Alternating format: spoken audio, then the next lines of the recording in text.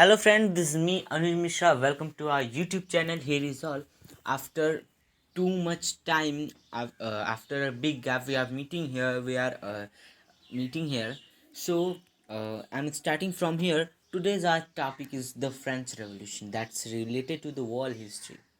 You want to say that we didn't have learn about the Indian history and just directly we move on world history. So wait for that also, because I'm single, so I can upload single video in a single day. So I'll day by day I'll upload you the videos of class 6, 7, 8 history and 9th history both. और भी extra subjects को मैं भी पढ़ाने का try करूँगा, लेकिन हूँ मैं सिंगल. सिंगल फ़ोन है और उतना ज़्यादा नेट पैक भी नहीं है, तो एक दिन में एक वीडियो आपको ज़रूर देने का प्रयास करूँगा. तो आज का जैसा कि टॉपिक है हमारा फ्रेंच रेवोल्यूशन, जो कि वर्ल्ड हिस्ट्री से रिलेट करता है. इसके पहले आप 6, 7, 8 में इंडियन हिस्ट्री को पढ़ेंगे. इंडियन हिस्ट्री के 3 पार्ट्स होते हैं, जिसमें कि होते हैं ancient history, medieval history and modern, और या फिर पोस्ट इंडिपेंडेंट हिस्ट्री. सो हम एंशियंट 6 में पढ़ेंगे, मेडिवल 7 में पढ़ेंगे, और 8 में हम पढ़ेंगे मॉडर्न और पोस्ट इंडिपेंडेंट हिस्ट्री को. तो हम चलिए अपने टॉपिक पे आते हैं, फ्रेंच रेवोल्यूशन. फ्रेंच रिवोल्यूशन मतलब विद्रोह. एक रेवोल्यूशन का फॉर्मूला होता है. रिवोल्यूशन का मतलब ही होता है विद्रोह, यानी कि फ्रांस में विद्रोह. ये कहानी जो है, ये स्टोरी जो है, या फिर आप ये चैप्टर कह सकते हैं, ये कुछ फ्लैशबैक की ओर से चालू है. जो एक्स्ट्रा ऑर्डिनरी बच्चे होंगे उन्हें फ्लैशबैक का मतलब पता होगा, कुछ को नहीं पता होगा, तो जिन्हें नहीं पता होगा वो जान ले. फ्लैशबैक एक तरह से आप देखिए, जब कभी आपकी मूवी स्टार्ट होती है, कोई भी मूवी होती है, तो इसमें क्या होता है, आपको शुरुआत जब मूवी स्टार्ट होती है तो पहले कुछ सीन दिखाता है मार धाड़ वाला, यानी कि जो उस पिक्चर का मेन सीन हो. और वो सीन आपको कब देखने को मिलेगा, वो सीन आपको बीच में देखने को मिलेगा, लेकिन उसका छोटा सा कैप्चर लेकर वो आपको सामने रख देते हैं. उसके बाद producer, director, hair styler, dresser, song, ये सारी चीज़ें आपको शो करता है. फिर उसके बाद आपकी मूवी स्टार्ट होती है. तो जो मूवी स्टार्ट होने के पहले थोड़ा सा जो सीन आपको दिखाता है वो होता है फ्लैशबैक. तो उसी तरह से ये जो चैप्टर है, ये भी कुछ फ्लैशबैक की ओर से शुरू किया है. यहाँ पहले कुछ बीच का स्टोरी निकाल कर सामने आपके रख दिया है, कुछ ज़्यादा उत्साह बढ़ाने के लिए, और उसके बाद फिर आपका चैप्टर स्टार्ट किया. मैं आपको कुछ पॉइंट्स बता दूं बच्चों, कि आप उस पॉइंट को अपने ध्यान में रख कर चलिएगा, क्योंकि वो आपके लिए बहुत ज़रूरी होने वाले हैं. और आप 9th में आ गए हैं, ठीक है, आप दिन ब दिन बड़े होते जा रहे हैं, अब दिन ब दिन आप छोटे होंगे नहीं. तो मैं आपको एक एडवाइस दूंगा कि मैं जो कुछ भी पढ़ा रहा हूँ, उसमें से कुछ पॉइंट्स को आप निकाल कर, जो अच्छे पॉइंट्स है उन्हें आप निकाल कर एक नोट बना लीजिए. नोट की अलग कॉपी बनाए, जिसमें आप नोट्स लिखें. उससे आपको ये फ़ायदा होगा कि आपका चैप्टर जो इतना बड़ा है, 20 से 25 पेज का है कम से कम, उसको आप शॉर्ट में 10 से 12, 5-6 पेज में आप उसको एडजस्ट कर सकते हैं. वो आपके लिए होगा. उसके साथ आप उसे अपने शब्दों में लिखोगे तो आपको पढ़ने में भी ईजी रहेगा और याद करने में भी ईजी रहेगा. पहली चीज़ तो ये है कि आप उसको, नोट्स कंपलसरी है, मतलब कि मेरी तरफ से कंपलसरी नहीं है, एडवाइस है, बनाएंगे तो बहुत ही बेहतर रहेगा. दूसरा चीज़ कि आप फुली मुझ पे डिपेंडेंट ना रहिए, कि मैं ही पढ़ाऊँगा तभी आपको समझ में आएगा, मैं आपको वीडियो दूंगा तभी आपको समझ में आएगा. मेरे पढ़ाने के बाद, मेरे वीडियो को अपलोड करने के बाद, देखने के बाद आपको भी उसके साथ साथ मेहनत करना पड़ेगा. आपको भी चैप्टर को रीड करना पड़ेगा अपने से. मेरे समझाने के बाद आप वीडियो देखिए, समझ लीजिए, उसके बाद आपको एक चैप्टर को आप अपने से पढ़िए. जैसे कि मैंने फर्स्ट पार्ट में, जैसे कि वीडियो इतना लॉन्ग, चैप्टर इतना बड़ा है, तो एक वीडियो में तो हो नहीं सकता, तो मैं जितना चैप्टर पार्ट फर्स्ट में पढ़ाया हूँ उतना वीडियो में देख कर उतना पार्ट फर्स्ट पढ़ लीजिए. फिर पार्ट सेकंड में जितना मैंने पढ़ाया है उसको देख कर आप पार्ट सेकंड उतना आप पढ़ लीजिए. उसके बाद लास्ट में आप पूरे, जब दोनों जब मैं पूरा चैप्टर कंप्लीट कर दूँ, तो आप एक साथ पूरा चैप्टर को एक बार पढ़ लीजिए, तो आपके लिए बहुत ही बेहतर होगा, बहुत ही एडवांटेजेस होगा. ठीक है, तो इन चीज़ों को आप ध्यान रखिएगा. और मैं आपको जो कुछ भी बीच में ज़रूरी चीज़ें होंगी मैं आपको बताता जाऊंगा. और जहाँ तक है, मैं मेन पॉइंट्स ही आपको बता रहा हूँ, मेन पॉइंट्स ही आपको इस चैप्टर का बताऊंगा। उतना पूरा मैं स्टोरी एक लाइन बाय लाइन नहीं पढ़ाऊंगा, हाँ लेकिन पढ़ाऊंगा हर एक पॉइंट जो कि इम्पोर्टेंट है, आपको समझ में चलेगा। तो फ्रेंच रेवोल्यूशन जैसे कि कुछ फ्लैशबैक की ओर से निकल रहा है। आप यहाँ पे देखिए एक पिक्चर देख सकते हैं, ठीक है, ये पिक्चर देख सकते हैं। ये एक आर्टिस्ट के वजह से एक आर्टिस्ट ने इसे ड्रॉ किया है, ठीक है। सो ये है। उसके बाद आप यहाँ से देखिए कि 14 जुलाई ये मेन डेट है। इस दिन रेवोल्यूशन स्टार्ट हुआ था, और ये डेट आपको कब मिलेगा, ये डेट आपको चैप्टर के बीच में मिलेगा। अभी ये पढ़ेंगे नहीं। तो 14 जुलाई 1789 था। पेरिस सिटी था, पेरिस यानी कि फ्रांस का जो कैपिटल है पेरिस। वहाँ पे क्या था, अलार्म था, अलर्ट था। वहाँ पे जो किंग था उसका, वहाँ का जो पेरिस का राजा था, उसने क्या किया था, अपने ट्रूप्स को यानी कि अपने जो सैनिक थे, आर्मी थे, उनको ऑर्डर दे दिया था कि सिटी में आप जाइए। सिटी में सो वो जब मूव किए सिटी में जो, तो वहाँ पे र्यूमर क्या फैला, र्यूमर यानी कि अफवाह, अफवाह क्या फैला कि राजा ने अपने ट्रूप्स को ऑर्डर दिए, अपने आर्मी को ऑर्डर दिए हैं कि हमारे ऊपर हमला करने के लिए। तो जो वहाँ पे 7,000 मेन एंड वुमेन मिलाकर पेरिस के टाउन हॉल पे गैदर हुए। तो 7,000 से 8,000 तक लोग वहाँ पे गैदर होते हैं, और ये सोचते हैं कि हम अलग अलग ग्रुप में डिवाइड होकर अलग अलग गवर्नमेंट बिल्डिंग की ओर जाएंगे फायर आर्म्स के सर्च में, यानी कि हथियारों के सर्चिंग में। तो फाइनली क्या हुआ, 100 लोगों का ग्रुप ईस्टर्न पार्ट की तरफ क्या किया, मार्च किया, वहाँ पर गया। वहाँ पे फोर्ट्रेस प्रेजेंट था जिसका नाम था बेस्टाइल था। वहाँ पे वो गए, वहाँ पे कमांडर को उन्होंने मारा। उसके बाद वहाँ पे जो भी एम्यूनिशंस थे, जो भी हथियार थे, उसे उन्होंने ले लिया। बेस्टाइल पे जो कमांडर था उसे मारा। उसके बाद जो प्रिजनर वहाँ पे थे, जो वहाँ पे जेलर थे, जो कैदी थे, उन्हें भी रिलीज़ किया। कम से कम वो 7 ही लोग थे, ज़्यादा नहीं थे। उसके बाद बेस्टाइल को उन्होंने जला भी दिया, उसको डिमोलिश्ड कर दिया। और वहाँ के जो भी जो कि भी वहाँ के जो कुछ भी थे, फर्गामेंट्स थे, जो स्टोन फर्गामेंट्स थे, उन्होंने उसको उखाड़ कर मार्केट में बेच दिया। और वो लोग उसके दीवारों को, उसके फर्गामेंट्स को खरीदे, जो उससे क्या करते थे, जो उसकी निशानी रखना चाहते थे, जो उसके नष्ट होने की निशानी रखना चाहते थे। एक तरह से वो जो राजा था उसके क्या कहते हैं, डेस्पोटिक पावर को शो करता था। फिर क्या हुआ, कुछ दिनों बाद ये पेरिस के चारों तरफ फैल गए। ये जो रिवॉल्यूशन है वो पेरिस के चारों तरफ फैल गया। यहाँ पे लोग ब्रेड का हाई प्राइसेस के लिए प्रोटेस्ट करने लगे। बहुत दिनों बाद कुछ जो हिस्टोरियंस थे उन्होंने पीछे बैक होकर देखा, तो ये हर जगह पे फैल चुका था। और ये फैला क्यों था, अब ये आगे आप पढ़ेंगे कैसे शुरू हुआ ये रिवॉल्यूशन, किस तरह से शुरू हुआ, ये सब चीज़ें आप आगे के देखेंगे। देखिए, पहले तो आप जान लीजिए कि फ्रेंच रेवोल्यूशन के कॉजेज़ क्या क्या थे। फ्रेंच रेवोल्यूशन के 4 कॉजेज़ थे। एक तो था इकोनॉमिक कॉजेज़, दूसरा सोशल कॉजेज़, तीसरा पॉलिटिकल, एंड चौथा इमीडियल कॉजेज़। ठीक है, आप कहें कि जो इकोनॉमिक कॉजेज़ था उसमें क्या था कि इकोनॉमिक कंडीशन जो वहाँ के लोगों की थी वो ख़राब थी। कंट्रीब्यूशन ऑफ फिलोसफर्स, थिंकर्स थे। मिडिल क्लास में अवेयरनेस ग्रो कर हो रहा था। उसके फ्रेंच सोसाइटी में इस समय में डिस्क्रिमिनेशन बेस्ड स्टेट के बेस पे डिस्क्रिमिनेशन होता था। सब society during the late 18th century के समय में वो सोसाइटी, वहाँ की फ्रेंच की जो सोसाइटी थी वो कैसी थी। अब देखिए 1789 में रिवॉल्यूशन हुआ था। अब कहानी शुरू कहाँ से हो रही है, कहानी अब 1774 से शुरू हो रही है। 1774 में जो लुईस 16 था, लुईस 16 वहाँ का फ्रेंच का राजा था। वो बर्बन फैमिली से बिलोंग करता था, किंग था। उसने 20 साल की उम्र में ऑस्ट्रेलियन प्रिंसेस मैरी एंटोनिटी से शादी की। उसके बाद वो किंग बना, नया किंग बना। सो जब वो किंग बना तो जो फ्रेंच का जो ट्रेजरी था, यानी कि जो वहाँ का खजाना था, वो खाली था।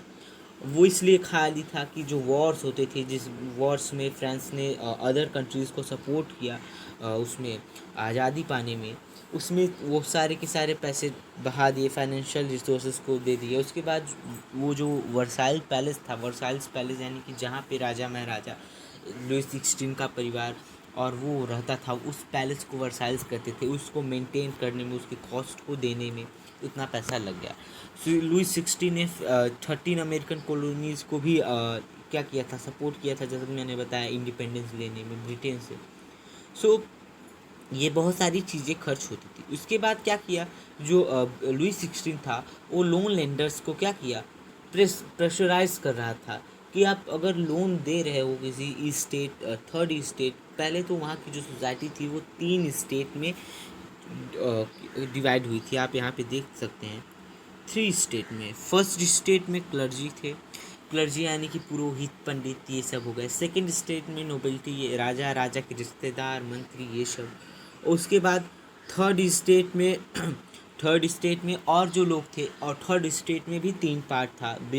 पहले में तो बिग बिजनेसमैन, मर्चेंट्स थे, कोर्ट ऑफिशियल्स थे, लॉयर्स थे। दूसरे में पीजेंट्स एंड आर्टिशंस थे।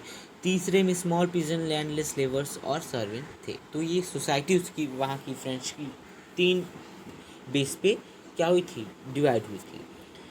जो लोन लेंडर्स थे उनको इसने क्या किया, जो लुइस 16 था उसको उन्होंने प्रेशराइज किया कि तुम जो लोन दे रहे हो थर्ड स्टेट के लोगों को, उसमें जो तुम उसका इंटरेस्ट हो उसे और बढ़ाओ, 10% उसे कर दो। अब उस पर 10% लोन पे 10% चार्ज कर दो। जो फ्रेंच की गवर्नमेंट थी, उस जब अगर क्या होता था, जो थर्ड स्टेट के लोग थे उन्हें टैक्स देना पड़ता था फर्स्ट स्टेट और सेकंड स्टेट के राजास को और पुरोहितों को, पंडितों को। यानी कि जो थर्ड स्टेट था, मेनली तो वहाँ पे टैक्स दिया जाता था।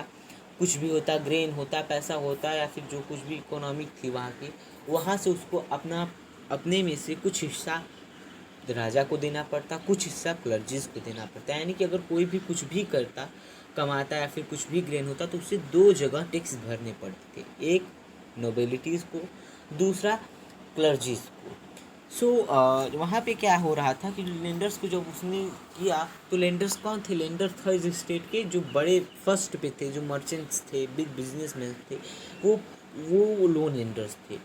उन्होंने, जो राजा थे, उन्होंने उसको प्रेशराइज किया, उसने रेट बढ़ाया, तो वो भी तो टैक्स एक तरह से देता था, भले ही थर्ड स्टेट का रिच आदमी हो।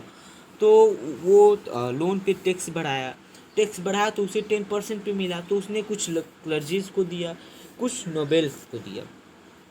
इससे क्या हुआ कि इस इंटरेस्ट पेमेंट उनको किया, लेकिन फिर भी उनकी जो रेगुलर के एक्सपेंसेस थे, जो रोज़ाना के खर्चे थे, वर्साइल्स को मेंटेन करने का, आर्मी को मेंटेन करने का, कोर्ट को मेंटेन करने का, यूनिवर्सिटीज़, गवर्नमेंट ऑफिसेज को रन करने का, वो उतना नहीं हो पाया।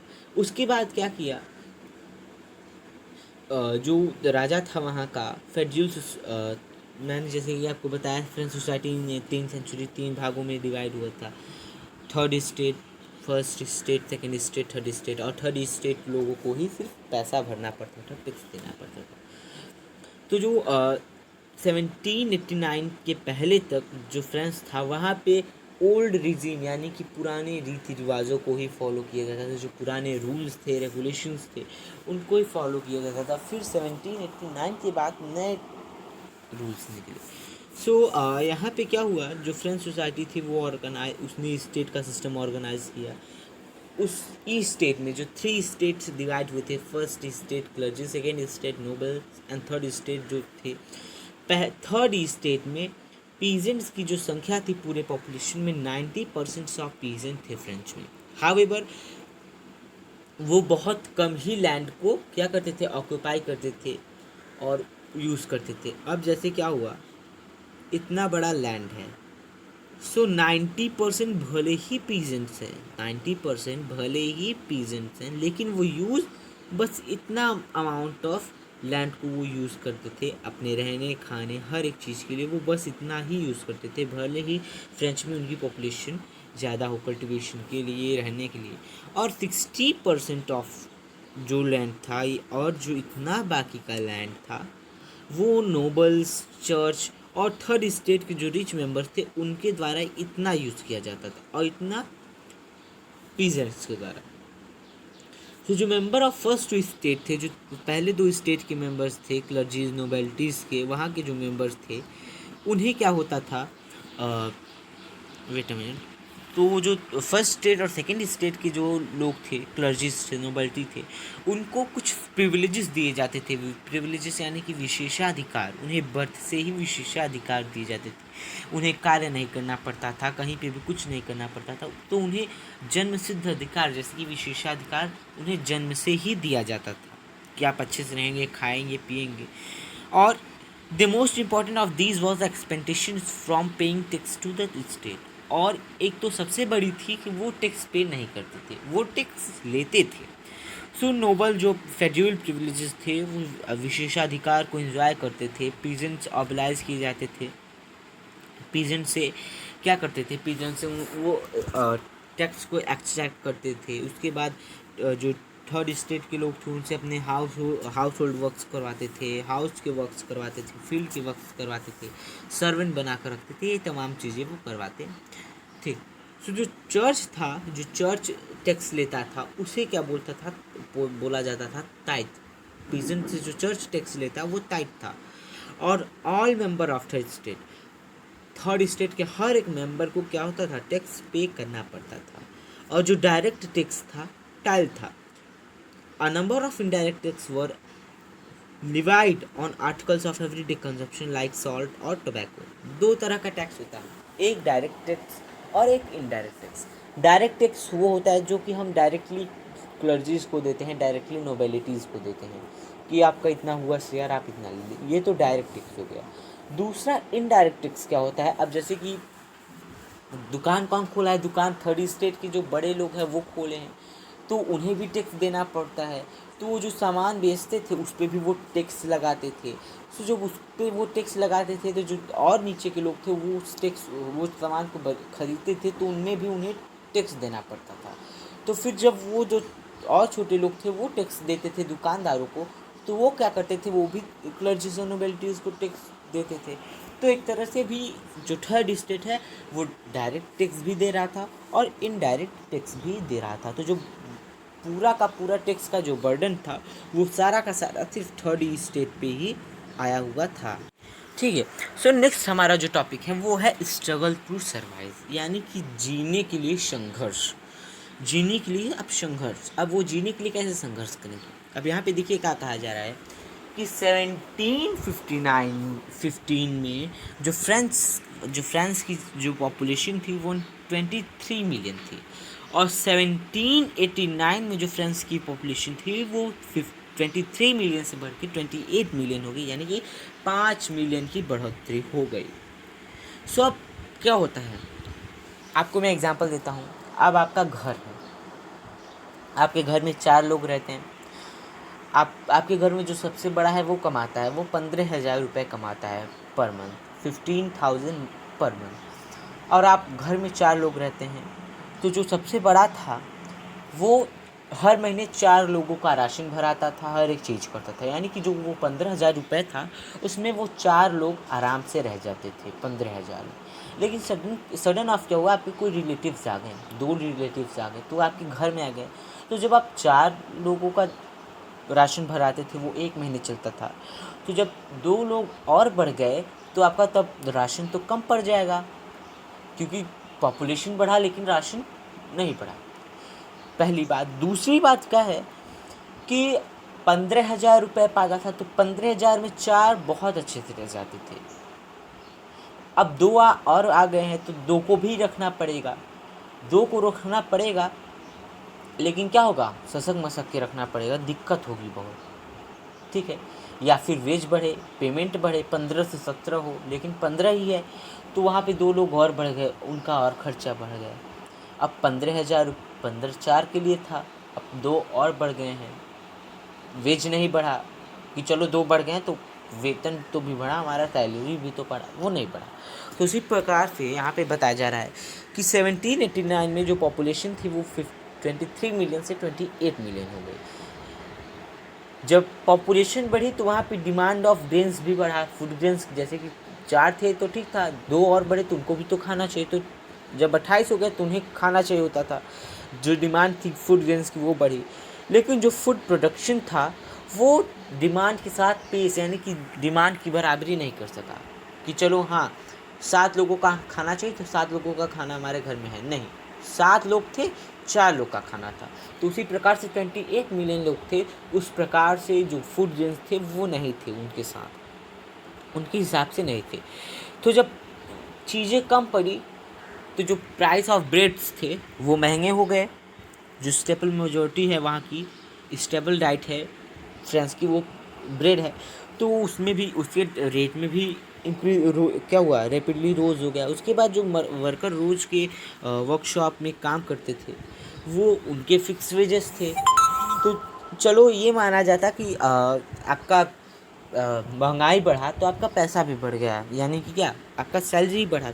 लेकिन सैलरी भी नहीं बढ़ी, फूड ग्रेन्स की कमी पड़ी, महंगे हुए ब्रेड्स। जब महंगे हुए ब्रेड तो महंगे हो गए, लेकिन क्या हुआ, आपकी सैलरी नहीं बढ़ी। और जब आपकी सैलरी नहीं बढ़ी तो आपका जो नेबर था वो तो कंफर्ट था 4 लोग में, लेकिन आप 15 में 7 हो गए और वो 15 में 4 ही है। तो आपकी और उसके बीच में क्या हुआ, गैप बहुत बढ़ गया, वो आराम से रह रहा है और आप दिक्कत में रह रहे हैं।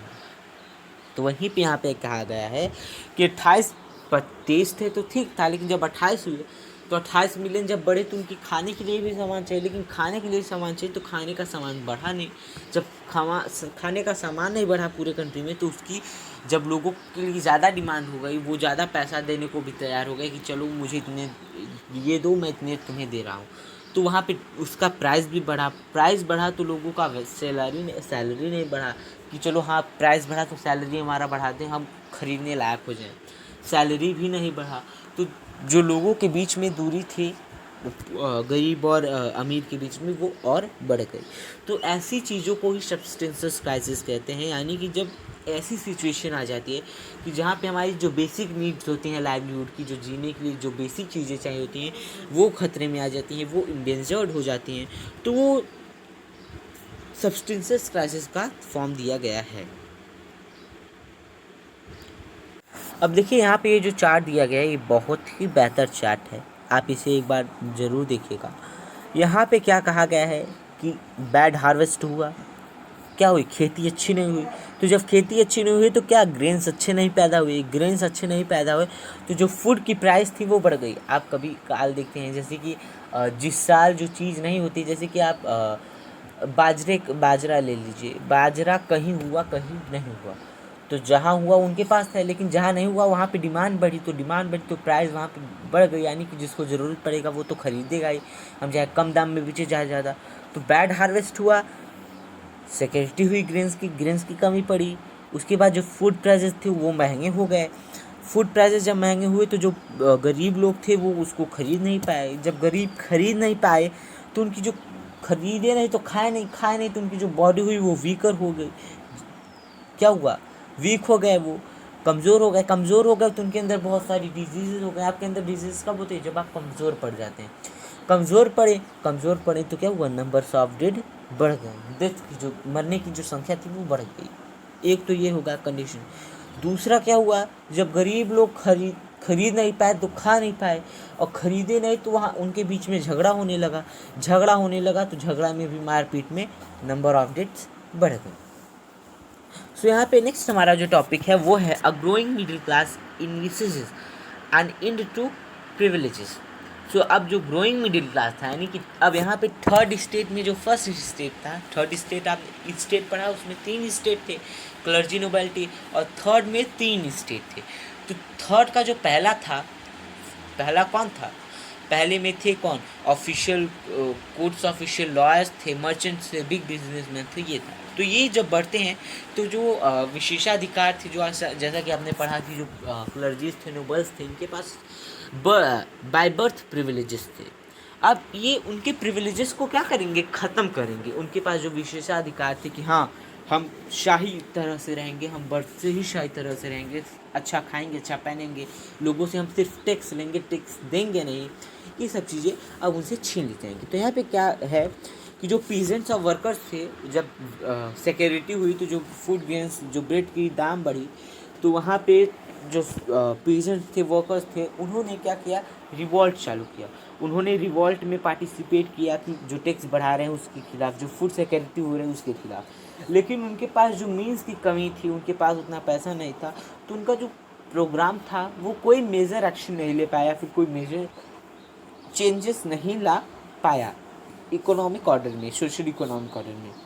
लेकिन वहाँ पे एक सोसाइटी थी, एक ग्रुप था पीपल का, जो कि प्रॉस्परस था एंड एजुकेटेड था। प्रॉस्परस यानी कि पैसे थे उनके पास, और एजुकेटेड यानी कि पढ़े लिखे थे। और वो कौन सा ग्रुप था? थर्ड स्टेट का पहला था, जो कि जिसमें मर्चेंट्स और big businessman, court official lawyers थे। वो पढ़े थे, प्रॉस्परस थे, उनके पास एजुकेशन थी, एजुकेशंस थे तो न्यू आइडियाज़ थे। तो क्या हुआ, 18th सेंचुरी था, तो जो सोशल ग्रुप्स थे वो मिडिल क्लास कहे जाते थे। और वो जब आप सोचते हैं कि ये तीनों ये जो मिडिल बिग बिजनेसमैन थे, लॉयर्स थे, कोर्ट ऑफिशियल्स थे, इन्हें क्यों रखा गया था जिस स्टेट में? ये तो गरीब थे, ये गरीब थे, लेकिन उनमें भी बहुत ऊंचे श्रेणी में रखे थे, ये भी कमाते थे।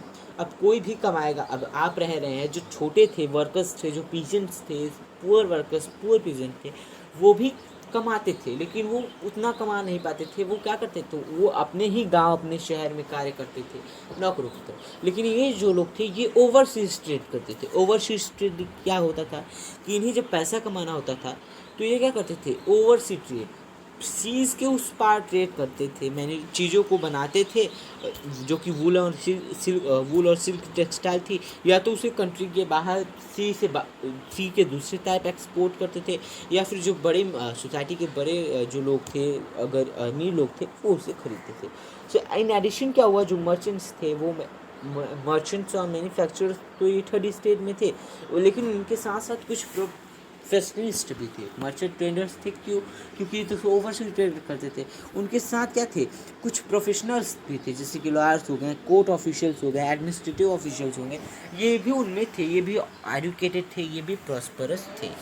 सो ये जो एजुकेटेड थे, ये क्या करते थे, ये सोचते थे कि किसी को भी जन्मसिद्ध अधिकार, उनका विशेषाधिकार नहीं है, उनको जन्म से ही विशेषाधिकार नहीं मिले हैं, और उनको जो विशेषाधिकार मिलता है वो उनके सोशल पोजीशन, सोशल मेरिट पे क्या करता है, डिपेंड करता है। अब अगर आप अपने गांव में रह रहे हैं और आप गरीब रहें, और आप गरीब, सबसे गरीब रहें, आपके पास कुछ ना हो, आप नौकरों की तरह काम करें, लेकिन आपको कहा जाए कि आपके पास बर्थ से ही प्रिविलेजेस हैं, आपको सब टैक्स दें, तो ऐसा तो होगा नहीं। आपकी मेरिट होनी चाहिए। आप क्या हो, आप बर्थ हो, उसके बाद आप क्या करते हो, नौकरों की तरह काम करते हो। लेकिन सडन कोई आकर कहा कि इन्हें बर्थ से ही प्रिविलेजेशन, बर्थ से ही विशेषाधिकार है, तो इन्हें टैक्स ला कर दो, तो कोई मानेगा कि पहले आप नौकरों की तरह काम करते थे, उसके बाद आपको लोग आकर टैक्स दे? नहीं, आपके मेरिट पे आप भले ही पुराने से थे विशेषाधिकार के, लेकिन कोई भी आपको नहीं देगा, क्योंकि आप पहले से नौकरों की तरह काम कर चुके। लेकिन अगर हम वहीं शुरू से ही विशेषाधिकार, हम अच्छे से रहते हो, खाते हो, अच्छे से पीते हो, तो हम एक आवाज़ कहेंगे तो सब लोग आकर कहेंगे कि हाँ, इनके पास कुछ विशेष अधिकार होंगे, तभी अब भी तो देखो ये चाहिए, तो हमें लाकर वो देंगे। तो वहाँ के जो लोग थे, उन्होंने कहा कि ये सोशल मेरिट पे अगर हम रहने लायक हैं तो हमें विशेषाधिकार मिलेगा, नहीं तो हमें नहीं मिलेगा। हमारी अगर समाज में इज्जत है तब हमें मिलेगा विशेषाधिकार, इज्जत ही नहीं है तो विशेषाधिकार लेकर क्या करोगे? ठीक है, तो फिर वहाँ पे विशेषाधिकार ऑन इट्स मेरिट डिपेंड करता है उनका सोशल पोजीशन। सो ये जो नई आइडियाज़ थे फ्रीडम के, इक्वल लॉज के, ये जो फिलोसफर्स थे, जो आप फिलोसफर्स में थे, फिलोसफर्स थे जो कि अपनी फिलॉसफी को रखते थे, अपने आइडियाज़ को सामने लोगों को रखते थे कि ये चीज़ ऐसी है और इसे ऐसा होना चाहिए। तो जो फिलोसफर थे, जैसे कि जॉन लॉक हो गए, जीन जैक्यो रोजो हो गए, और वो हो गए, क्या कहते हैं उन्हें, मॉन्टेस्क्यू हो गए, ये सारे फिलोसफर थे उस समय के। तो जो जॉन लॉक थे, उन्होंने क्या कहा, उन्होंने अपने 2 ट्रीटीज ऑफ गवर्नमेंट में ये लिखा कि जो गवर्नमेंट है, जो लॉक शाउट है, उन्हें डॉक्ट्रिन ऑफ डिवाइन और एब्सोल्यूट लाइट ऑफ मोनार्क, वहाँ पे अभी तक फ्रेंच में क्या था, मोनार्क था। मोनार्क यहाँ पे, मोनार्क यानी कि जहाँ पे राजा को क्या है, विशेषाधिकार है, वो चाहे कुछ भी कर सकता है। तो उन्होंने क्या कहा कि जो एब्सोल्यूट राइट है, जो बेहद की उनके पास जो अधिकार है मोनार्क के पास, राजा के पास, कि चाहे वो कुछ भी कर सकता है, वो नहीं होना चाहिए। डॉक्ट्रिन ऑफ डिवाइन यानी कि उन्हें जो मेरिट होना चाहिए, उनका जो सोशल मेरिट होना चाहिए, उनकी सोशल पोजीशन पे डिपेंड होना चाहिए। ये कौन कहा था? ये कहे थे जॉन लॉक ने, ठीक है। उसके बाद जो जॉन जॉक रोजे थे, उन्होंने क्या कहा था? इनकी जो बुक थी टू ट्रीटीज ऑफ गवर्नमेंट, उसमें इन्होंने ये कहा था कि टू ट्रीटीज ऑफ गवर्नमेंट, आप समझ रहे हैं कि दो गवर्नमेंट के दो रूप, टू ट्रीटीज ऑफ गवर्नमेंट। तो उन्होंने इसमें ये कहा, उन्होंने अपना ये आइडिया फॉरवर्ड रखा कि यहाँ पे गवर्नमेंट और सिटीजन्स के बीच में एक सोशल कॉन्ट्रैक्ट होना चाहिए, गवर्नमेंट के बीच में और यहाँ के लोगों के बीच में, यानी कि रिप्रेजेंटेटिव्स यानी इलेक्टर्स रिप्रेजेंटेटिव के बीच में और आम जनता के बीच में एक कॉन्ट्रैक्ट होना चाहिए, उन दोनों के बीच में कॉन्ट्रैक्ट। और वो कॉन्ट्रैक्ट कैसे आएगा? इलेक्शन से, वोटिंग से। कॉमन पीपल क्या करेंगे? इलेक्टर्स को, रिप्रेजेंटेटिव्स को वोट करेंगे, तो उनके बीच में कॉन्ट्रैक्ट रहेगा कि जब तक वो नहीं वोट करेंगे तब तक हम कुछ नहीं कर सकते। उन्होंने ये कहा कि यहाँ पे लोग रिप्रेजेंटेटिव और जो आम जनता उनके बीच में कॉन्ट्रैक्ट होना चाहिए। उसके बाद मॉन्टेस्क्यू थे, उन्होंने the spirit of the law, उनकी बुक थी the spirit of the law, उसमें मॉन्टेस्क्यू ने अपना आइडिया एक रखा कि जो गवर्नमेंट है वो एक लोग के हाथ में नहीं होनी चाहिए। गवर्नमेंट के 3 फॉर्म होने चाहिए, executive, legislative, executive and judiciary. Government की 3 फॉर्म होने चाहिए, गवर्नमेंट की एक फॉर्म नहीं होनी चाहिए कि एक के हाथ में सब कुछ है, वो चाहे जो करे और उसका देख रेख करने वाला नहीं है। और अगर यहाँ पे 3 फॉर्म ऑफ गवर्नमेंट होंगे, लेजिस्लेटिव, एग्जीक्यूटिव, जुडिशरी, तो कोई अगर एक गलत करेगा तो 2 उसके ऊपर हावी हो जाएंगे, 2 उसको रोकेंगे। सो उसी तरह 3 एग्जीक्यूटिव, आप तो ये तो पढ़े होंगे सिविल पॉलिटिक्स में, लेजिस्लेटिव लॉ बनाता है, एग्जीक्यूटिव उस लॉ को रन करता है और जुडिशरी ये देखता है कि ये दोनों अच्छे से काम कर तो रहे हैं या नहीं, लॉ जो बना रहा है, जो लेजिस्लेटिव लॉ बना रहा है वो लोगों के लिए अच्छा है या नहीं, उनके सबके मत में है या नहीं, ये सब चीज़ें जो जुडिशरी देखता था। तो यही चीज़ अमेरिकन कॉन्स्टिट्यूशन में रखा गया। वहाँ के लोगों को, फ्रांस के ये जो पॉलिटिकल थिंकर्स थे, इन्हीं के आइडिया को अमेरिका में रखा गया। तो इनके जो ये जो फिलोसफर्स थे कि मोनार्क के पास एब्सोल्यूट राइट्स नहीं होने चाहिए, गवर्नमेंट और रिप्रेजेंटेटिव और पीपल के बीच में सोशल कॉन्ट्रैक्ट होना चाहिए, 3 फॉर्म ऑफ गवर्नमेंट होना चाहिए। तो ये सब चीज़ें क्या करें, लोग कॉफ़ी शॉप्स में, कॉफ़ी हाउसेस में, सैलून्स में, जहाँ पे भी मिलती, जहाँ पे 4 लोगों की गुट बनती, वहीं पे ये बात छिड़ जाती। आप अपने गांव में ही देखे होंगे, कुछ भी बात उठती तो जहाँ पे 4 लोग खड़े हो जाते वहीं पे वो बात उठ जाती। तो उसी तरह से वहाँ पे भी था, जब लोगों ने इन चीज़ों को जाना, न्यूज़पेपर्स में पढ़ा इन फिलोसफर्स के आइडियाज़ को, तो लोग जहीं पे सैलून में, कॉफ़ी हाउसेस में, वहाँ पे इकट्ठा होते, तो वहीं पे लोग इसके बारे में बात करने लगते, चर्चा करने लगते कि उन्होंने ये कहा। और वहाँ पे वो न्यूज़पेपर पढ़ते, बुक्स पढ़ते, मैगज़ीन पढ़ते, तो वो उन्हें बहुत तेज़ पढ़ते, क्योंकि देखिए सोसाइटी में 2 तरह के लोग रहते हैं, एक पढ़े लिखे, एक पढ़े लिखे नहीं होते। तो वो इसलिए तेज़ पढ़ते कि जो ना पढ़े लिखे हों उनको भी ये चीज़ें समझ में आए, वो भी इन चीज़ों को जाने कि हाँ इस समय हमारे देश में क्या हो रहा है, फिलोसफर्स के क्या आइडियाज़ हैं। सो जो लुई 16 था राजा वहाँ का, तो वो क्या प्लान कर रहा था कि वो टैक्स बढ़ाना चाहता था, फर्दर टैक्स बढ़ाना चाहता था। किस लिए? आपने पहले पढ़ा था, उसकी ट्रेजरी खाली थी, खजाना उसका खाली था, तो खजाना भरने के लिए वो क्या कह रहा था, टैक्स बढ़ाने के लिए बोल रहा था, जो कि पूरे तरफ फैल गया और लोग, जनता क्या हुई, गुस्सैल हो गए उसके अंदर, उसकी जो सिस्टम ऑफ प्रिविलेजेस थे उसके अगेंस्ट क्या करने लगी, प्रोटेस्ट करने लगी। सो वीडियो 34 मिनट्स का होगा, सो बहुत लॉन्ग हो जाएगा। सो आज के लिए बाय, बस इतना ही। कल फिर मिलेंगे नेक्स्ट वीडियो में नेक्स्ट टॉपिक के साथ। तब तक के लिए थैंक यू, जय हिंद।